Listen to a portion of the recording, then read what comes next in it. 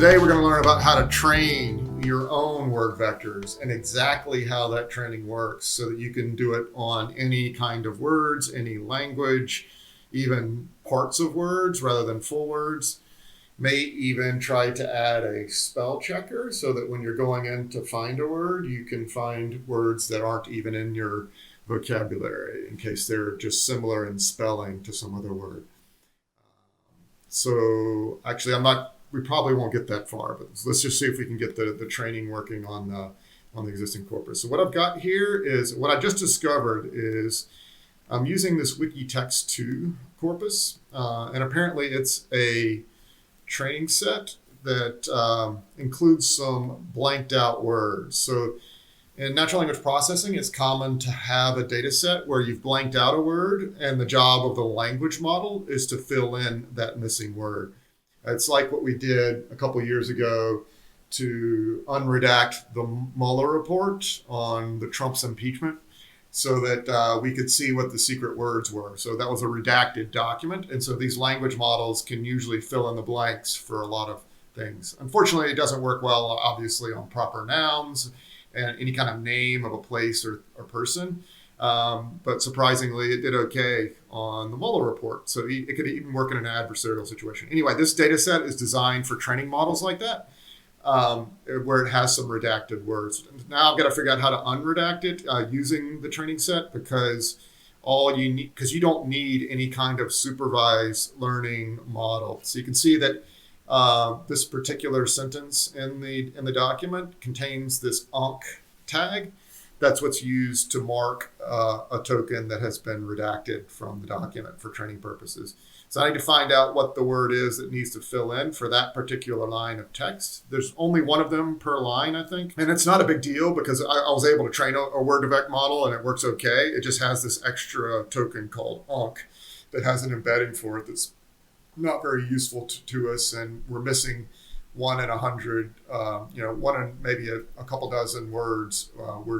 It's a wasteful training on something that's not actually useful to us as a token that has any meaning. We've got, so this Wiki2Text, I've loaded it. It's in the Torch package under Torch text.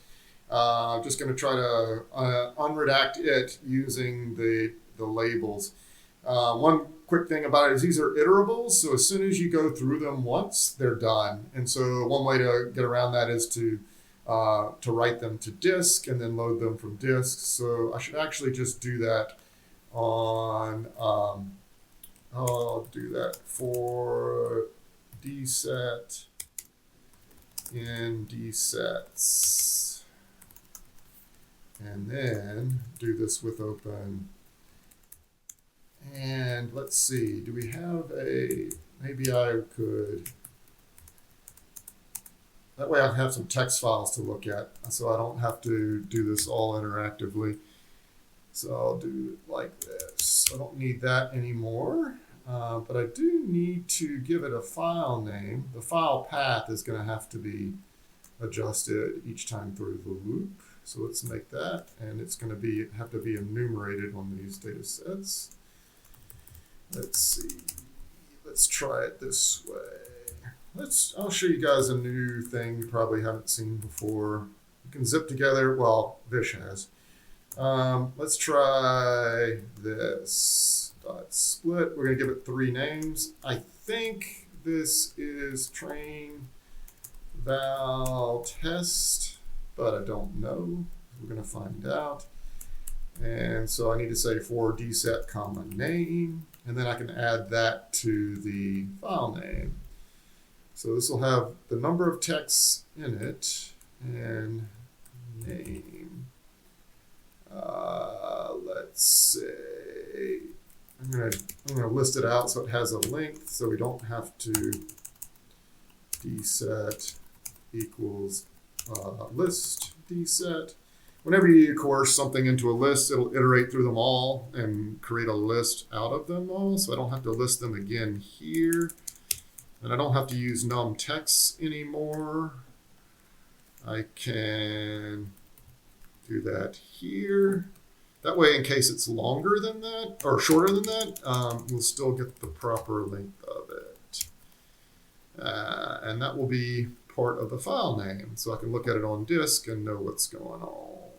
Should probably put the hyphen name first, though, because the other is sort of a qualifier on it. This looks okay to me. Let's see if that works.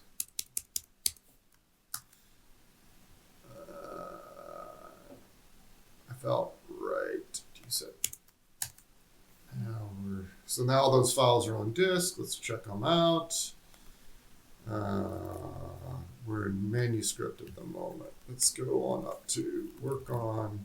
I guess I should stick to the Jupyter notebook. Let's go back. We'll just do it here. LS. Let's look at that data dir. First, let's see what's in data dir. I think it's. Oh, I know where it is. ls tilde nesvec data.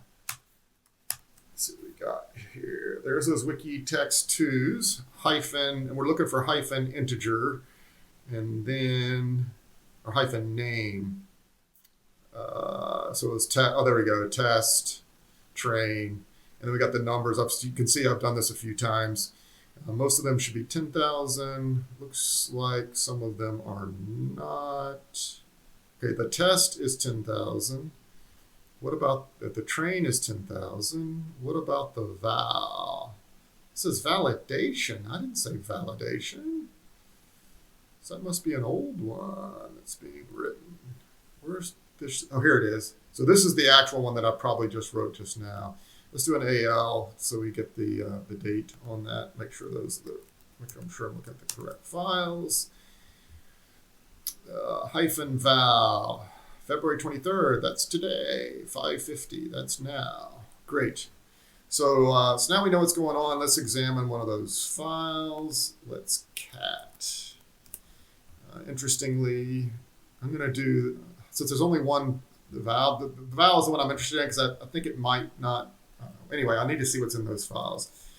Let's cat that tilde nesvec data. It's not cat it, let's more it. So we did get just the first page of data. Slash wiki. There it is. Tab completion comes to the rescue again. There's val. And uh-oh.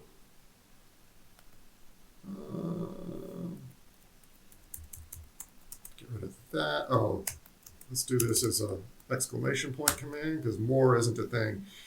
Okay, so here's what's in that val thing. There's some onks in the validation set. That's interesting.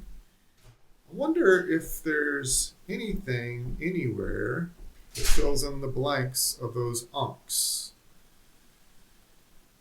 I should probably go online and find out about the torch text, see if where I find. Let's do it for the test, and let's see. The test is 10,000.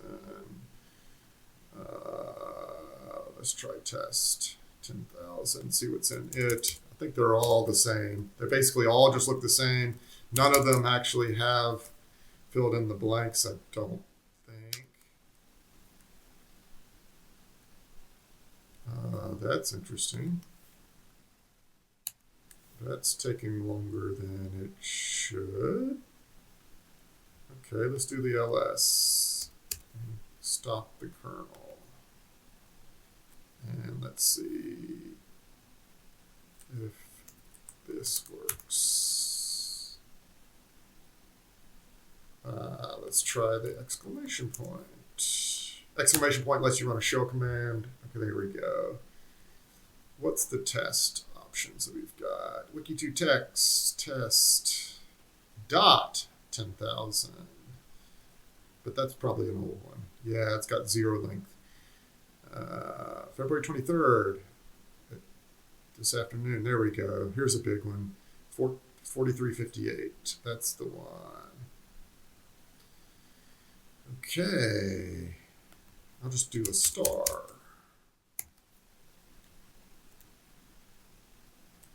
And that'll go through them all, and I won't know which one it is, so I probably should do a 40. or do a tab. See if that, yeah, I can do a tab completion. So I can get the exact file I'm interested in. Here we go. Oh, that's why it was hung up, is because it was waiting for me to respond to the more command. Still has uncs in it. So not very much of a test set if it doesn't provide labels for the uncs. So this data set's not going to be a good one to use in the book. We know a much better way to get Wikipedia data. Let's go to the Wikipedia. Let's install and use the Wikipedia text. Let's just go straight to Wikipedia API Python. I know that was a really handy tool we've used in the past. Hopefully we don't have to scrape it. Hopefully they've just got, yeah, Wikipedia API is the model they used. We can get the summaries of all the articles. Let's do that. Can we get a random selection of articles? It still is not going to be super easy. Maybe we'll just get a list of articles based on some pro-social concepts that I'm talking about next week and use all of that text. We don't need a lot of text. So let's just install Wikipedia API. Make sure we're installing it correctly. Pip install, probably. Pip install Wikipedia. Pip install Wikipedia. There's two of them, Wikipedia API and Wikipedia. So the question is, which one should I install? What do you guys think? What's your technique for deciding? Oh, they're both Wikipedia. So the top two articles on Google search, or at least my disroot search, says that Wikipedia is the right package to install. So that's the one I'll do. Anybody can think of any dangers of this approach?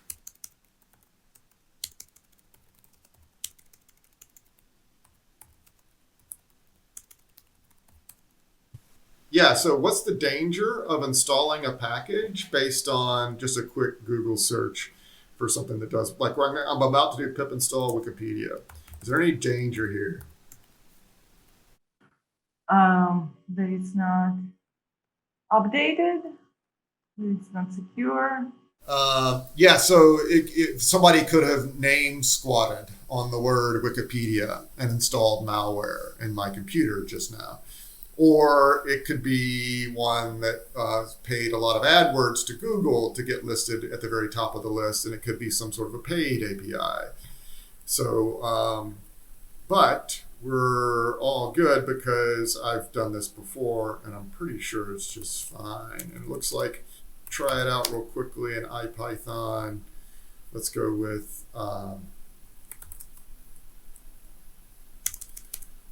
so where was I? Import Wikipedia.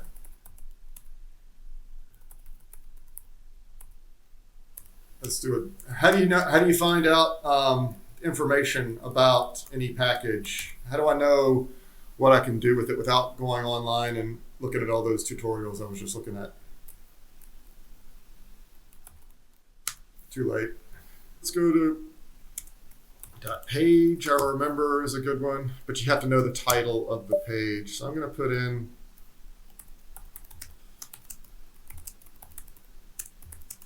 and let's go with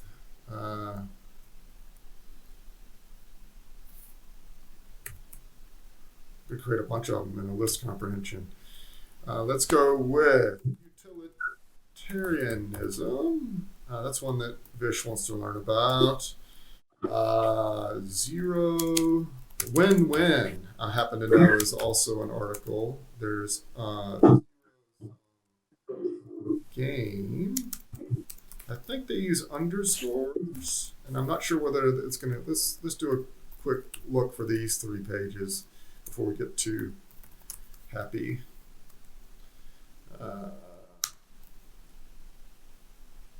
Great, we found 3 pages.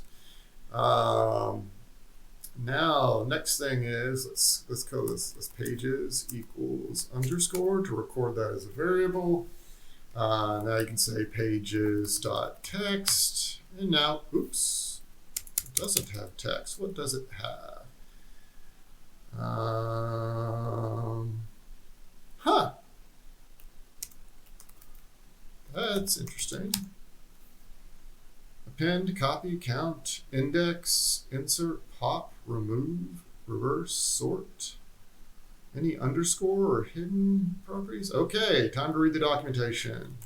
Help page. Oh, because I'm looking at the pages object, not the individual page. There we go. I got the title. I've got the HTML. I've got sections. I've got summary. Don't have anything that looks like text though. Images, links. Another clever thing you can do is you can use the links to walk from one page to another. This is what Google does as they walk from one place to another. Page ID, parent ID, references, revision ID. Let's look at sections. And I'll look at the first section and see what's in that. Ooh. Sections is not a list, apparently. It's a dictionary, it looks like, because it has all the properties of a dictionary. So it's a dictionary. Oh, no, it's not. What's going on?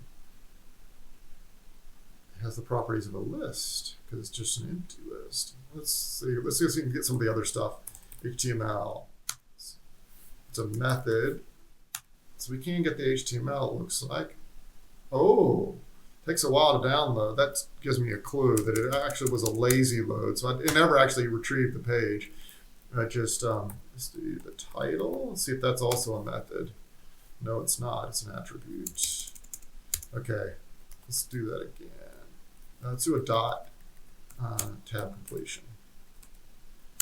Maybe I do an underscore for text. Is there anything? Sections. Let's see if the underscore sections is any better.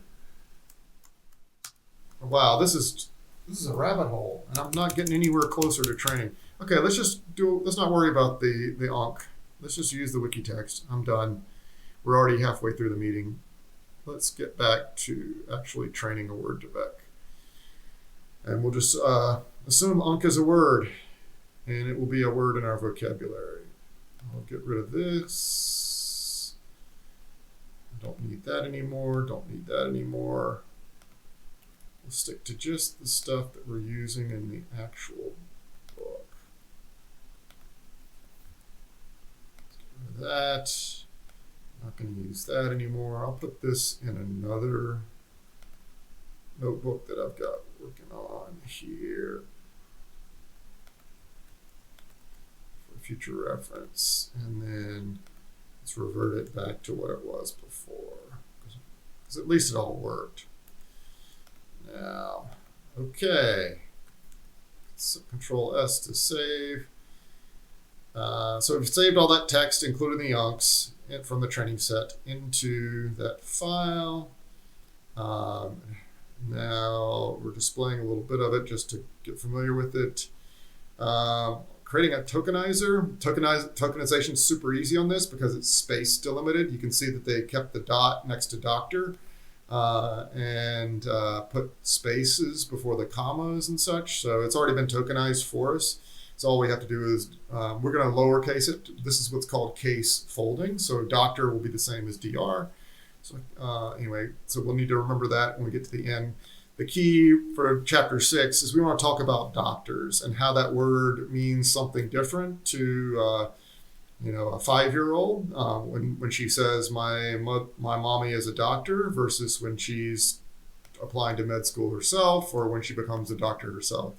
So doctor means different things to different people in different contexts, and that word vectors can capture that meaning depending on what you feed them in terms of words. So doctor is the focus of this exercise that we're training on Wikipedia. Let's see what we got here. Let's just run them all, and I'm sure we'll hit a bug.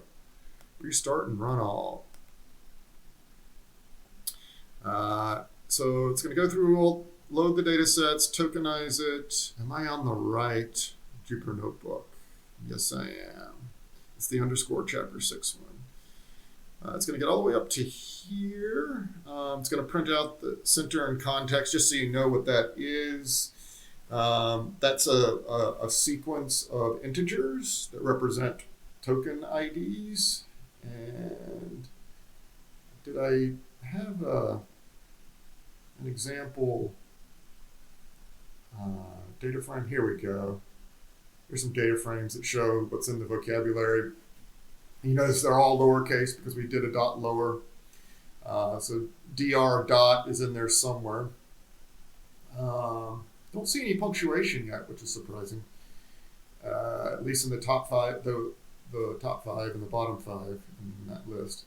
Looks like we've got 20,000 different words in this very small set of documents we looked at. This shows what a skipgram is. So the way at least our particular skipgram algorithm is working. So it's gonna do a skip of 0 to if you split this into characters by using the list coercer, the list type, then you've got you're gonna end up with a bunch of 1 grams, A, B, C, D, 1 grams, where the gram is a character now rather than a word. And so a skipgram would be A with B for a skip of 0, A with C for a skip of 1. So you can see that's the next one it came up with, and A skip 2 to get to D. So that's paired up. And this will be the training set for the algorithm. It's going to train on the first word to predict what a nearby word would be. Obviously, it's really hard to predict all the words. You got a different prediction for every single possible starting word, and we have a window width of 3 in this case for this particular training run we're doing. And so all the words that are not going to have this, all the words you can have multiple predictions for the same feature input vector. So there's no way to get 100% accuracy. In fact, you get a really high loss, as you'll see. You never get it right. But what that does is it forces the vector to contain the meaning of all the other words that are nearby. And that's what word vectors are. And that allows the vector to have an understanding of words without ever being taught English or without ever seeing a dictionary. Just by reading text, it can know the meanings of words, at least in terms of other words. So it can know how close mother is to mom, and how close mother is to woman, and father is to, and how there's an analogous relationship between mother and man, and father and woman, I guess. I got them in the wrong order, but you get the picture. So it can answer the SAT questions around analogies once you've trained a model like this. How far did it get? Looks like it's on 28, 29. Here we got a syntax error. Okay, this is in the actual training loop. I started the TQDM thing and I failed to finish that up. Let's do a Control-Z, see if I can undo some of my changes to get it back to something that's working. There we go. So let's see what I was planning. What I was planning to do is, I'm having trouble getting it to display the status update regularly for the, I won't worry about that too much. I'll go ahead and run it the way it is. I'll go ahead and let it display a lot of status. Let's just see what happens here. Actually, it's going to print out the loss.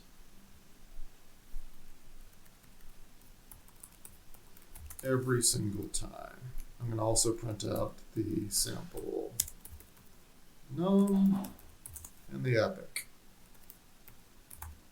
Be real simple here, because the progress bar wasn't helping me a whole lot, and this is going to take a while to run anyway.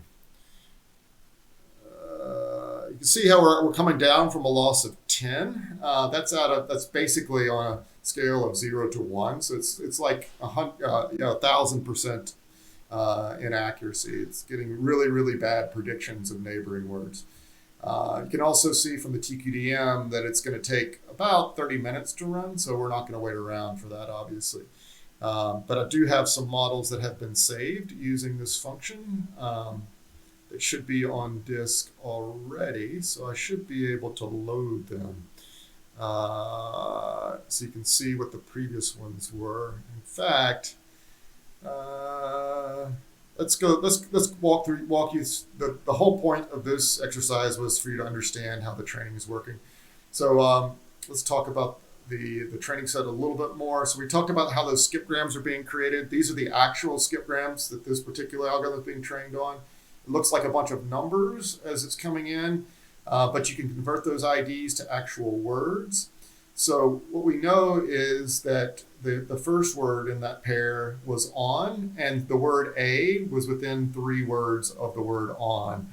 And so it's a context word for the word on. And so that will be one of the pairs of the thousands or hundreds of thousands of pairs that we've got in our training set. So whenever it sees the word on, it's going to try to predict the word a, and it's going to also predict all the other words that are near the word on. And that's going to create this vector in the middle that becomes our embedding. Let me show you what that architecture looks like. You can see it here. Where is the actual? We can get rid of all of that, I think. Oh, darn. Oh, this is after the model. So the model itself, Word2Vec model, is right here. All Torch models inherit from the NN module, the neural network module and class. And it only has 2 layers. The embedding layer. I guess we didn't. This is not using our. Not quite sure why he did that. I think we wanted to create a linear layer there. But anyway, we've got an embedding layer, which is taking in, that's where our vector is actually going to be stored. And then it's using that with a linear output to try to predict the words that are coming out. So it's just a 2-layer neural network with only one hidden layer, that embedding layer in the middle. Let's see. And then, so once you've done the initialization to create those 2 layers, then you have your forward pass that takes those 2 layers and makes predictions. So it takes the hidden layer and takes the input and makes a prediction of the hidden layer weights. And this is the 100-dimensional vector in that variable hidden. And then it takes that hidden to produce the 20,000 dimensional logits. These are zeros and ones. One of those is larger than all the others, and that's the probability of it being that word. And so that's what is actually being produced in the forward pass through the network. And finally, this is another representation of that model. You can see that the embedding layer takes in that 20,000 dimensional one-hot encoded vector, and it outputs a 100-dimensional vector.